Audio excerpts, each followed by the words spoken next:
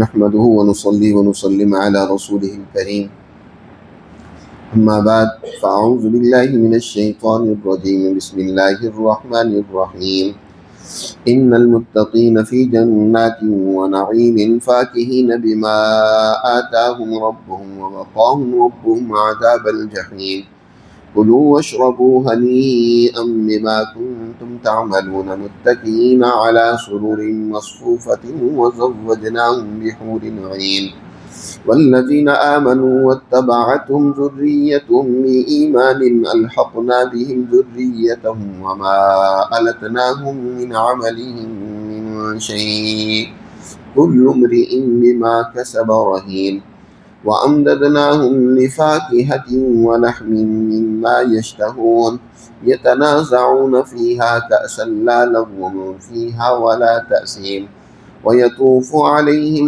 غلمان لهم كأنهم لؤلؤ مكنون وأقبل بعضهم على بعض يتساءلون قالوا إنا كنا قبل في أهلنا مشفقين فمن الله علينا ووقانا عذاب السموم إنا كنا من قبل ندعوه إنه هو البر الرحيم صدق اللہ العظیم۔ یہ سورہ طور کے پہلے رکوع کی آیات ہیں۔ اس سے پہلے درس میں اس حقیقت کو بیان کیا گیا کہ اللہ سبحانہ و تعالی نے ظالم طاغوتی طاقت اور قوتوں کے لیے ایک دن انصاف کا مقرر کیے ہیں، جس دن ان کے اعمال کے مطابق انہیں جزا و سزا کا سامنا ہوگا اور انہیں ان کے اعمال کے مطابق سخت ترین سزا ملے گی۔ اس کے مقابلے میں دنیا میں جو انسان عدل و انصاف کرتے ہیں، اپنے اخلاق اور رویے وہ اعلیٰ درجے کے اپنے اندر پیدا کرتے ہیں اور اس کا اظہار انسانیت کے ساتھ کرتے ہیں، ایسے لوگ جن کا لقب متقین ہے، ان کے لیے اللہ کی طرف سے جو کل قیامت کے دن انعامات ہوں گے اس کا ذکر کیا جا رہا ہے۔ اللہ تعالیٰ ارشاد فرماتے ہیں ان المتقین، بے شک متقین لوگ، یعنی وہ جماعت جنہوں نے تقوی کو اپنا شعار بنا لیا۔ اور تقوی کے بارے میں یاد رکھیں، پہلے بارہا یہ بات بیان ہو چکی ہے کہ اس کی تشریح حضرت پیران پیر شیخ عبد القادر جیلانی رحمۃ اللہ علیہ اس آیت مبارکہ سے بیان فرماتے ہیں ان اللہ یأمر بالعدل والاحسان وایتاء ذی القربى وینہی عن الفحشاء والمنکر والبغی، کہ جو لوگ ان 6 امور کی پابندی کرتے ہیں جن میں سے پہلا امر دنیا میں عدل و انصاف کا قیام ہے۔ عدل و انصاف کے قیام کے لیے جو کوشش کرتے ہیں، اپنی صلاحیتیں توانائیاں وہ اس میں صرف کرتے ہیں کہ دنیا میں ظلم کا خاتمہ ہو، دنیا میں بدامنی ختم ہو، انسانیت کے اوپر کیے جانے والی بدماشیاں ان کا خاتمہ ہو، عدل و انصاف کو فروغ ملے، وہ دین اسلام کی تعلیمات کو غالب کرنے کے لیے کردار ادا کرتے ہیں۔ حضور نبی کریم صلی اللہ علیہ وسلم نے حضرت عمر فاروق رضی اللہ تعالیٰ عنہ سے روایت ہے کہ آپ نے فرمایا کہ تقوی جو ہے، التقوی ہا ہونا، دل کی طرف اشارہ کرتے ہوئے فرمایا، تقوی کا تعلق انسان کی کسی ظاہری اعمال سے نہیں ہوتا۔ ایک آدمی کو حضرت عمر نے مسجد میں دیکھا گردن جھکا کر مسکینوں کی طرح بیٹھا ہوا ہے، تو اپنی چھڑی سے اس کی گردن کو وہ حرکت دیتے ہوئے فرمایا تقوی یہ گردن میں نہیں ہے، تقوی تو فرمایا یہاں دل میں ہوتا ہے۔ انسان کے دل میں اللہ کی عظمت ہو، اس کی ہیبت ہو، وہ عام انسانوں کی طرح رہے۔ یہ نہیں ہے کہ جبہ کھبا پہن کر رہے وہ متقی ہے۔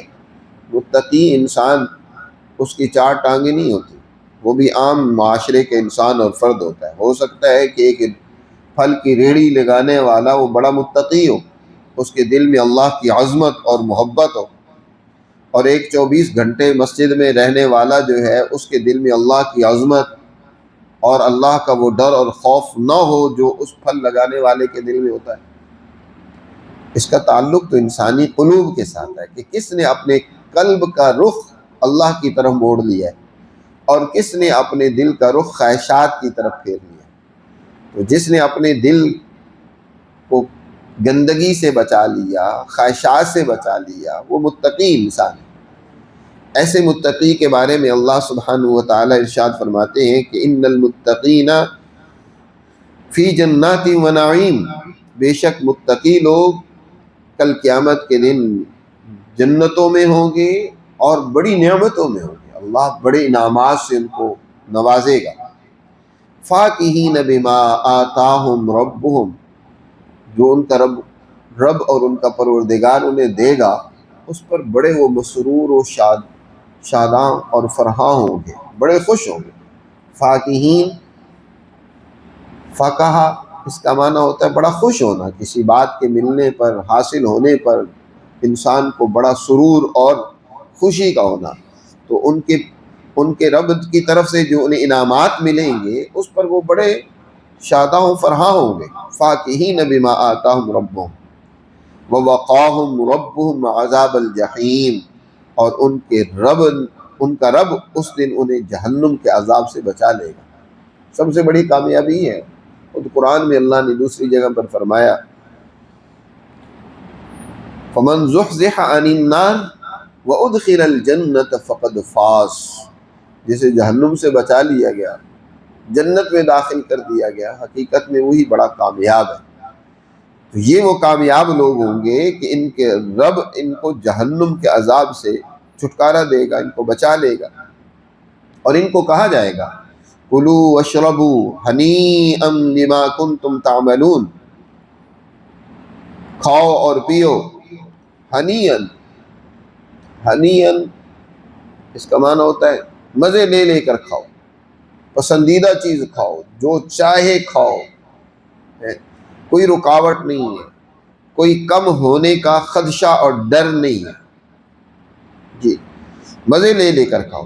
یہ جو کچھ تمہیں نعمتیں مل رہی ہیں یہ در حقیقت تمہارے ان اعمال کا نتیجہ ہے جو دنیا میں تم کرتے تھے. وہ تمہارا کردار، وہ تمہارے رویے، وہ تمہارے اخلاق، وہ تمہاری سوچ اور فکر جو تم نے دنیا میں اپنائی، انسانیت کی، اللہ کے سچے تعلق کی جو سوچ اور فکر تمہارے اندر تھی، یہ اس کا بدلہ ہے.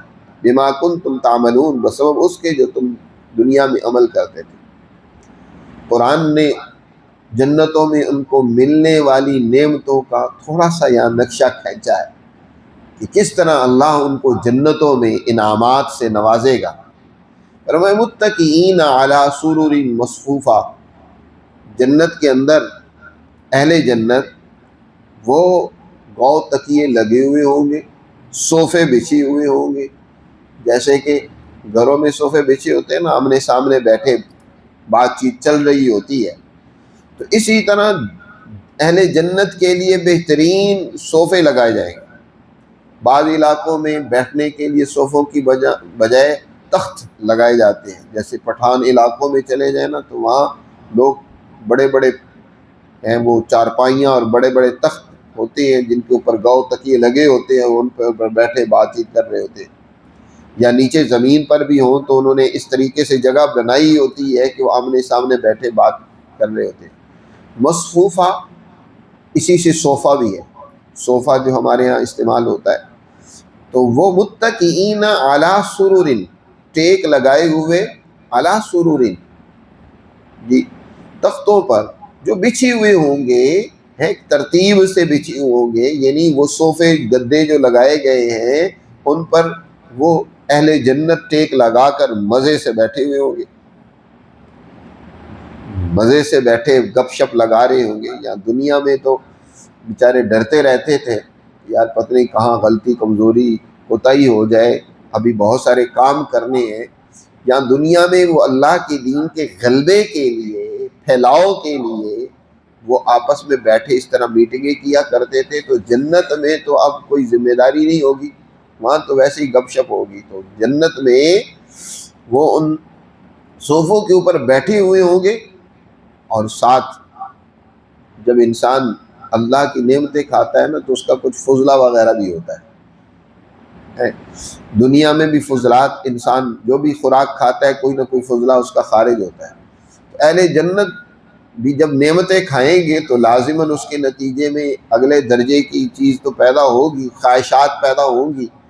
اب ان خواہشات کی تسکین کے لیے اللہ سبحانہ و تعالی ان کو ایسی عورتیں عطا کرے گا جن کا قرآن نے یہاں تذکرہ کیا کہ وَزَوَّجْنَاهُمْ بِحُورٍ عِین، ہم ان کو بیاہ دیں گے، ان کا جوڑا بنا دیں گے ایسی عورتوں کو جو بحور عین، حور ایسی عورت کو کہا جاتا ہے جس کی آنکھ کی سفیدی انتہائی سفید اور اس کی سیاہی انتہائی سیاہ ہو۔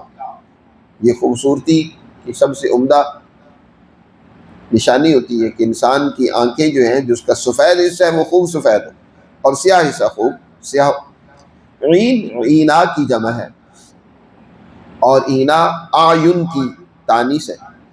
اس طرح حور حورا کی جمع ہے اور احور اس کی تانیث آتی ہے، اس کا مذکر آتا ہے اس کی تانیث ہے یہ۔ عین کے معنی ہوتے ہیں خوب موٹی، نیل گائے جیسے اس کی آنکھ ہوتی ہے۔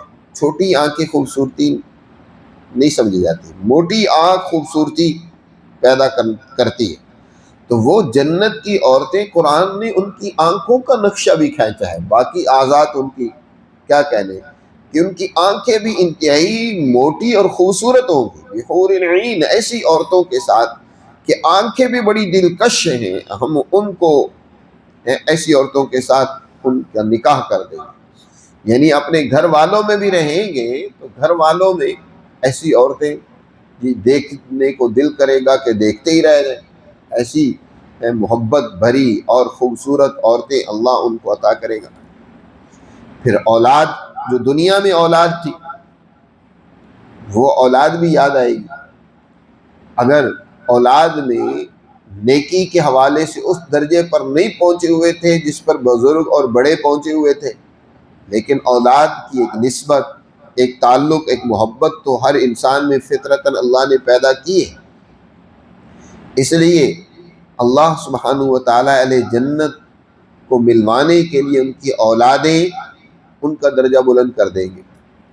ان کی اولادیں ان کے پاس، اپنے والدین کے پاس، ان کے مقام و مرتبے پر جائیں گی۔ یہ ضروری نہیں ہے کہ ان کا بھی درجہ وہی ہو جائے، اولاد کا درجہ اپنے اعمال کے مطابق نیچے ہوگا، لیکن اللہ سبحانہ و تعالیٰ گاہے بگاہے وہ اولاد کو بلند درجے پر جانے کی اجازت دے گا کہ جاؤ اپنے والدین کو ملو، ان کی دلوں کی ٹھنڈک بنو، ان کو سکون پہنچاؤ۔ تو اولاد جائے گی اپنے ماں باپ سے ملنے کے لیے، وہاں گپ شپ لگے گی، بات چیت ہوگی اور وہ آپس میں خوشی خوشی بیٹھیں گے، مجلسیں جمائیں گے۔ فرمایا والذین آمنوا، اور وہ لوگ جو ایمان لے آئے، واتبعتہم ذریتہم بایمان، اور ان کی اتباع اور پیروی کی ان کی اولادوں نے ایمان کے ساتھ، ان کی ایمان لے آئی ان کی اولاد بھی، اور وہ اپنے ان بزرگوں کے پیچھے چلتی رہی۔ فرمایا الحقنا بہم ذریتہم، ہم ملا دیں گے ان کے ساتھ ان کی اولادوں کو، ان کی اولادوں کو بھی ان کے ساتھ ملائیں گے، وہ ملنے جائیں گی۔ وما التناہم من عملہم من شیء، اور ان کے عمل کے نتائج اور جزا سے کچھ بھی کم نہیں کریں گے ہم۔ التناہم لیت، اس کے معنی ہوتا ہے نقص، کمی کرنا، یعنی جو وہ والدین ہوں گے ان کے عمل اور اس عمل کا جو نتیجہ ان کے لیے ہوگا اس میں کمی نہیں ہوگی کہ ان کے درجے کو کم کر دیا جائے اور اولاد کو ملنے کے لیے وہ آئیں، بلکہ اولاد جائے گی۔ اس سے یہ بھی معلوم ہوا کہ ہمیشہ والدین کی خدمت میں اولاد کو آنا چاہیے ملنے کے لیے، اس میں زیادہ خوشی ہوتی ہے بجائے اس کے کہ ماں باپ اپنی اولاد کو ملنے جائے۔ وما التناہم من عملہم من شیء، ہم ان کے ان اعمال کی جو نتائج اور جزا ان کو ملی ہوگی اس میں کمی نہیں کریں گے۔ آگے اللہ نے ایک بہت بڑا جامع جملہ بیان فرمایا جس کے نتیجے میں اس حقیقت کو واضح کر دیا ہے کہ کل قیامت کے دن اہل ایمان کی ایماندار اولاد تو اپنے والدین کے پاس جائے گی، لیکن اگر اولاد ناخلف تھی، بد کردار تھی، بے ایمان تھی، اس کا ایمان اور نظریہ ہی ٹھیک نہیں تھا، غلط راستے پر تھی، تو وہ اپنے ان اعمال اور بد کرداریوں کی سزا بھگت رہے ہوں گے۔ فرمایا کل امرئ بما کسب رہین، ہر آدمی اپنے کسب کے مطابق وہ رہن رکھا ہوا ہے، گرفتار کیا ہوا ہے۔ علامہ آلوسی رحمۃ اللہ علیہ فرماتے ہیں اس آیت کی تفسیر میں کہ اللہ سبحانہ و تعالی نے انسان کو جو صلاحیتیں دی ہیں یا نعمتیں دی ہیں، انسان کو دی ہیں، ہر انسان کو دنیا میں، اور یہ نعمتیں اللہ نے اس انسان کو دی اور اس کے بدلے میں اس کے نفس کو اپنے پاس قابو کر لیا ہے، اپنے پاس رہن رکھ لیا ہے۔ اگر ایک انسان اپنی ان صلاحیتوں کو، اللہ کی نعمتوں کو درست استعمال کر کے اپنے مالک کے حوالے کرتا ہے، صحیح استعمال کرتا ہے، جو استعداد اللہ نے دی ہے ٹھیک ٹھیک اس کے مطابق کام کرتا ہے، تو اس کا یہ نفس اس کے حوالے کر دیا جائے گا، اور یہ کل قیامت کے دن اللہ کی مزید نعمتوں کا مستحق ہوگا۔ لیکن اگر انسان اپنی ان صلاحیتوں کو منفی استعمال کرتا ہے، اللہ کے احکامات کے مطابق نہیں، اپنے نفس کو تباہ کرنے کی کوشش کرتا رہتا ہے، تو اس کا نفس وہی جو گرفتار ہے، جو اللہ کی حدود رہن رکھا ہوا ہے، تو وہ پھر سخت سزا کا مستحق ہوگا، اس کی گرفتاری اور پختہ ہو جائے گی، اس کو سزا ملے گی۔ اس نے فرمایا کہ انسان کو جو جزا و سزا ملے گی نا، وہ اس کے اپنے عمل و کردار کے مطابق ہی ملے گی۔ عام فہم بات یہ کہ انسان یہ نہیں ہوگا کہ اگر اولاد وہ ایمان ہی نہیں رکھتی، اس کا کردار ٹھیک نہیں ہے، تو پھر بھی اللہ ان کو بلند درجے میں پہنچا دیں گے۔ پہلے ہی متنبع کر دیا، خبردار کر دیا کہ اپنے والدین کے ساتھ ملنا ہے، اس کے لیے اپنے ایمان کو، اپنے عمل کو درست کرنا ہوگا۔ وَأَمْدَدْنَاهُمْ بِفَاكِهَةٍ وَلَحْمٍ مِّمَّا يَشْتَهُونَ، اور ہم ان کو مسلسل عطا کریں گے، مسلسل لگاتار کمی نہیں ہوگی اس میں، مسلسل ایسے پھل عطا کریں گے، ایسا گوشت عطا کریں گے جو وہ چاہیں گے، جو ان کا پسند کا گوشت ہوگا، جو پسند کے میوہ جات ہوں گے، پھل ہوں گے، وہ اللہ انہیں جنت میں عطا کرے گا۔ جی تفقو فاکہہ کہتے ہیں جو بطور تلذذ کے انسان استعمال کرتا ہے۔ عام طور پر کھانے سے پہلے جو انسان بطور تلذذ کے استعمال کرے اس کو فاکہہ کہا جاتا ہے۔ پھل کو زیادہ تر کھانے سے پہلے ہی کھانا چاہیے، اور اس کے بعد پھر کھانا لایا جاتا ہے گوشت، اس لیے فاکہہ کا یہاں پہلے ذکر کیا، لحم کا بعد میں ذکر کیا، گوشت کا بعد میں ذکر کیا۔ کئی دوست پوچھتے بھی ہیں کہ پھل کس وقت کھانا چاہیے؟ پھل کے لیے یہ ہے کہ بہتر آدھا پونا گھنٹہ پہلے کھانے سے انسان کھا لے۔ خاص طور پر تربوز جو ہے، اگر کھانے سے آدھا پونا گھنٹہ پہلے کھا لیں تو کھانے کی طلب بڑھ جاتی ہے، ہاضمے کو وہ تیز کر دیتا ہے۔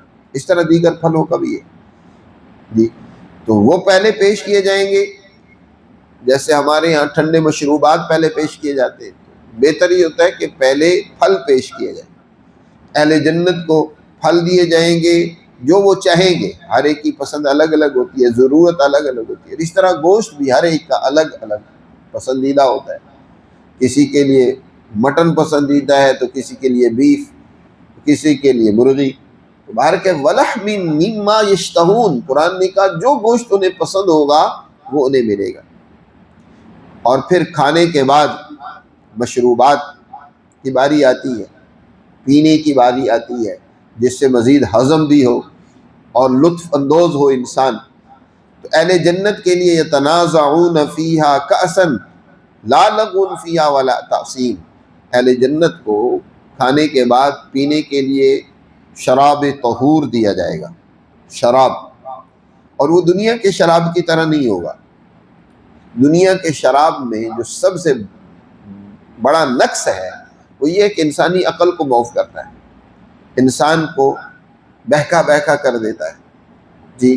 لیکن جنت کی شراب کی یہاں بھی صفت بیان کی، دوسری جگہ پر بھی، کہ لا لغو فیہا ولا تاثیم، اس کے نتیجے میں وہ پینے والا کسی بیہودگی کا مرتکب نہیں ہوگا اور نہ ہی کسی گناہ کا ارتکاب کرے گا۔